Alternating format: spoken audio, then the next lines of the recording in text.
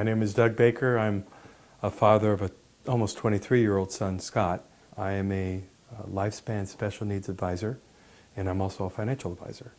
I was motivated by my son, who's now 23, but when he was 18, I wanted somebody to guide me through the system, guide me how benefits work, agencies work, insurance works, and so forth, and I couldn't find that. So I help families from diagnosis to survivorship.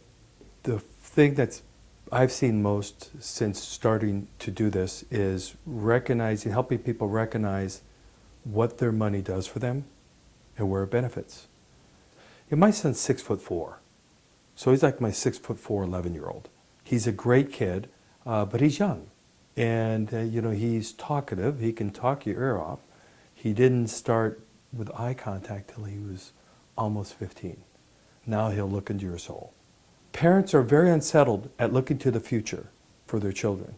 And it's nothing more than what we're trying to do for our own future, except we just have to take all these decisions in mind with our special needs child. So there's ways to get yourself a little more settled and feel a little more comfortable so you can work on your health and happiness. The earlier you could start, the better, because you have the value of time. As we realize, time kind of marches on fairly quickly. It just feels like my son was 8 or 9.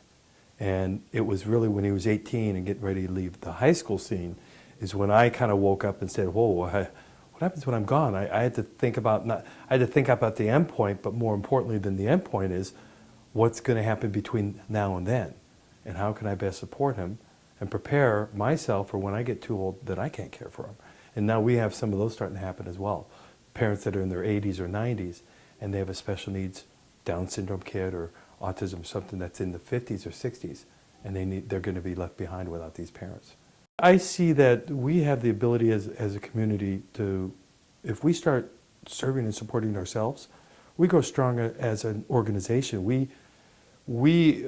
People talk about there not being government support out there. There should be, because we're such a large community. We're about 1/10 in the entire U.S. economy is a special needs household of some sort or another. I mean, significant special needs.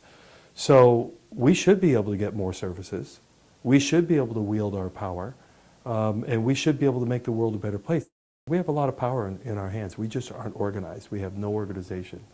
And when we get to that point where we start pulling it together between ourselves, that's when the tables turn, and things will start shifting, and you'll see your legislators, you'll see the large corporations starting to spend time, spend money, and wanting to get involved.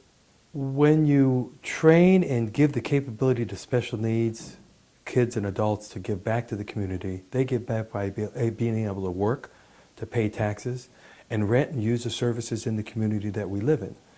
This is a special needs community that, if it helps serve and support and grow and then give back to the community it's part of, you build that infinite loop of a community helping itself.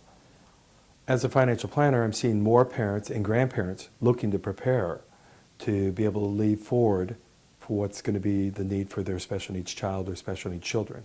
I see a tremendous amount of attention going to the adult world. And it's, all the organizations, Autism Society, Autism Speaks, even TACA and Generation Rescue are now looking at, they have to look at long-term living.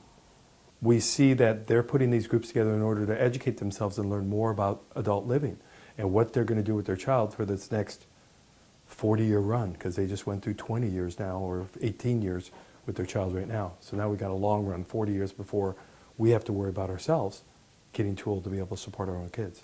The government's not always going to be there for us. So how do we plan, and how early can we start? And there's no better time than to start as soon as possible. What's going to happen when this child becomes an adult with autism, and now you start living an adult life when we age and we're no longer here? So it's not only what's happening at the end and what happens when I'm no longer here, but what's going to happen between now and then, which could be 30, 40, 50 years. First and foremost, parents have to plan for their own retirement. Because if they don't have retirement, they're no good to their child if they're no good to themselves. Retirement planning is vital, plus you have to think about what can you leave behind when you're gone that can help sustain your child, because you can't always rely on the state being a ward of the state, and that's just not going to be an acceptable environment for most of us. So we have to look from within ourselves, can we do through insurance products? Can we do it through our own investments? Do we have real estate properties that can be left and sold? What are the assets that can be applied to that special needs situation and protect your special needs person's benefit needs? What I'd like to tell employers is, in the right situation, special needs kids can be some of your best employees ever. Plus, there's tax benefits. The government provides, that may not last forever either, but it provides some tax benefits, and you're doing something really, really good for the community. You're allowing us to have another taxpayer out there helping support the businesses.